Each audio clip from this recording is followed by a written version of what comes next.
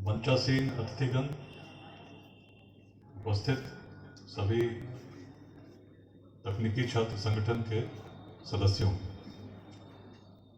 यहाँ आकर मुझे अत्यंत प्रसन्नता हो रही है, क्योंकि आपके बीच आना अपने परिवार के बीच आना जैसा ही है।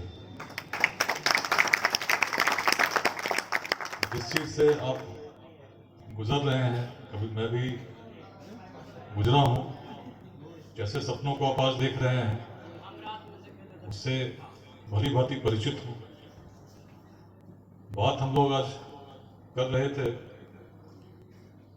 उससे पहले उसमें बिहार की बात आई, तो अभी एक अभियान चलाने का प्रयास कर रहा हूं, जिसमें अच्छे लोग सम्मिलित हों, एक दूसरे को प्रेरित करें और कुछ एक ऐसी भावना जागृत करें जिससे छोटी छोटी सोच से उठकर जैसा बिहार पहले था, जैसे हमारे पूर्वज सोचा करते थे, उस पर चिंतन करें और जो समस्याओं को देखें तो चिंता नहीं, चिंतन करेंगे तो निश्चित ही समाधान निकलेंगे।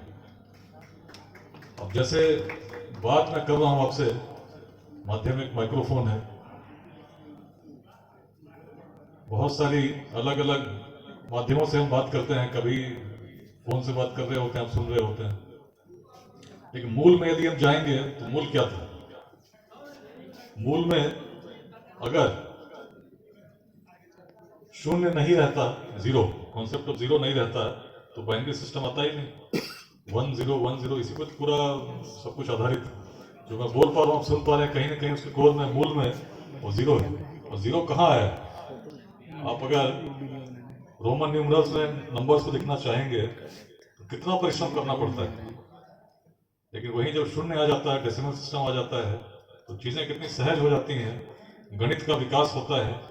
और सूत्रपात इसी जिले, पटना जिले में ही आचार्य आर्यभट्ट थे, बहुत दूर नहीं थे। यहीं कभी कल्पना जगी होगी तो एक पूरे विश्व में क्रांति ला दी एक छोटी सी सोच से, जिसमें शून्य था। कहने को शून्य था, पर तो चीजें कितनी सहज हो जाती हैं, गणित का विकास होता है। और सूत्रपात इसी जिले, पटना जिले में ही आचार्य आर्यभट्ट थे, बहुत दूर नहीं थे। यहीं कभी कल्पना जगी होगी तो एक बिहार के रहने वाले ने पूरे विश्व में क्रांति ला दी एक छोटी सी सोच से, जिसमें शून्य था। कहने को शून्य था, पर उसमें इतनी शक्ति थी, उसने सब कुछ परिवर्तित कर दिया। आज हम लोग विज्ञान के उस इंस्पिरेशन बिहार जो है महत्व को अनुभव कर पा रहे हैं, जिसकी उत्पत्ति एक शून्य से हुई। बिहार के इतिहास में जब झांकते हैं तो कई बार बातें मैंने की, ज्ञान की भूमि है, शौर्य की भूमि है, उपनिषद रचे गए, विश्वविद्यालय स्थापित हुए। लेकिन जब प्राचीन बिहार के इतिहास को पढ़ेंगे, देखेंगे, तो कुछ पुस्तकों को अध्ययन करना अनिवार्य हो जाता है। उसमें अर्थशास्त्र को यदि हम पढ़ते हैं, जो आचार्य कौटिल्य चाणक्य के द्वारा लिखा गया था, तो बहुत सारे छोटे छोटे उद्यम जिसमें उस समय की शासन व्यवस्था का कर लगता था, उसके क्या नियम थे, क्या अनुशासन था, पढ़ने को मिलता है। उससे पता चलता है कि उस समय हम कितने ऑर्गेनाइज थे। और जबकि उस समय कोई प्रौद्योगिकी की डिग्री तो नहीं मिलती थी, लेकिन छोटे छोटे गांवों में भी, पटना नगर में बहुत तरह के ऐसे व्यवसाय उद्यम चल रहे थे। मुद्रा राक्षस आप पढ़ेंगे तो उसमें बहुत सारे केमिकल्स की जानकारी मिलती है, जिसका लोग प्रयोग करते थे उसमें विस्फोटक बनाने में।